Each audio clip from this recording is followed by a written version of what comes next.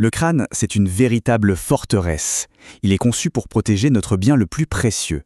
Mais alors, que se passe-t-il quand cette défense est percée? C'est justement ce qu'on va explorer ensemble. On pense souvent à notre corps comme un système capable de se défendre.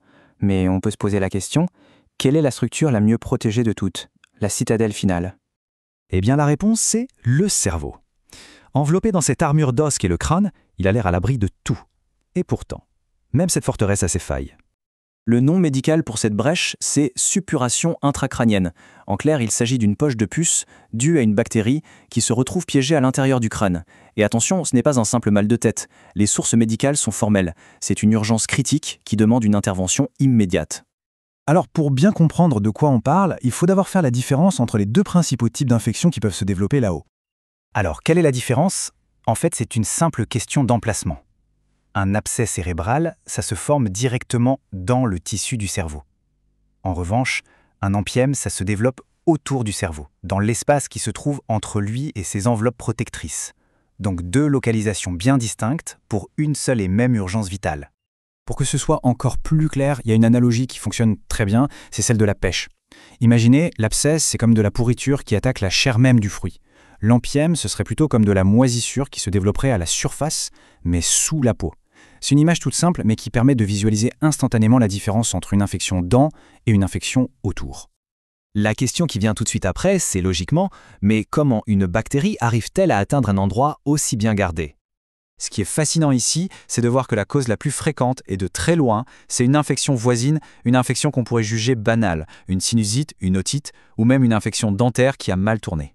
Et puis, il y a ce chiffre surprenant, dans presque un tiers des cas, on ne retrouve tout simplement aucune cause. Finalement, ces origines se résument à 3 grands chemins d'accès. Le plus courant, c'est la propagation de proche en proche. Le deuxième, c'est l'inoculation directe. Là, c'est comme une brèche dans la muraille, un traumatisme, une chirurgie qui ouvre littéralement la porte aux bactéries.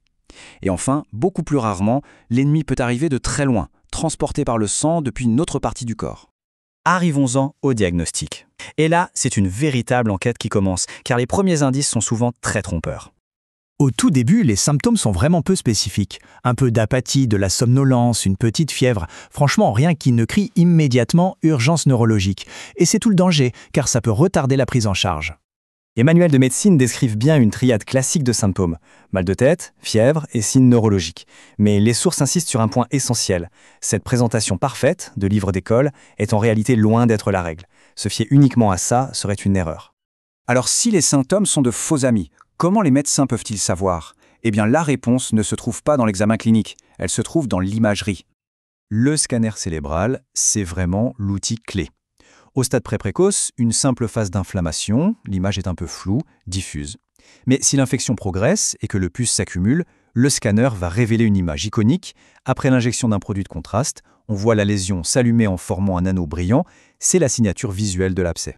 Une fois que le diagnostic est posé, une véritable course contre la montre s'engage. Le traitement doit être agressif et il doit se jouer sur plusieurs fronts. La stratégie, c'est une attaque sur 2 fronts. D'un côté, la chirurgie, qui vise à évacuer le pus, soit par une ponction très précise pour un abcès, soit par une évacuation plus large pour un ampième. Et en même temps, le pilier médical, ce sont des antibiotiques massifs et prolongés sur 4 à 6 semaines pour éradiquer l'infection à la source. Le point absolument crucial, c'est qu'il existe une fenêtre d'opportunité. Si l'infection est repérée très tôt, au stade de simple inflammation, avant que le pus ne se forme, les antibiotiques seuls peuvent parfois suffire à enrayer le processus. D'où l'importance vitale d'un diagnostic précoce. Même avec un traitement réussi, la bataille n'est pas toujours terminée. Les risques de complications sont bien réels. L'infection peut revenir, il peut y avoir des saignements après la chirurgie, et surtout, des séquelles à long terme comme l'épilepsie ou des déficits neurologiques peuvent malheureusement persister. Et il faut être clair sur la gravité. Malgré toutes les avancées de la médecine, les sources indiquent un taux de mortalité qui reste terriblement élevé, entre 20 et 30%. Ce chiffre nous rappelle à quel point ces infections sont redoutables. Tout cela nous amène à une dernière réflexion. Une simple sinusite, une otite, peut, dans de très rares cas, ouvrir la porte à une condition mortelle. Savoir ça, est-ce que ça ne change pas un peu la façon dont on perçoit ces petites infections du quotidien? La question reste ouverte.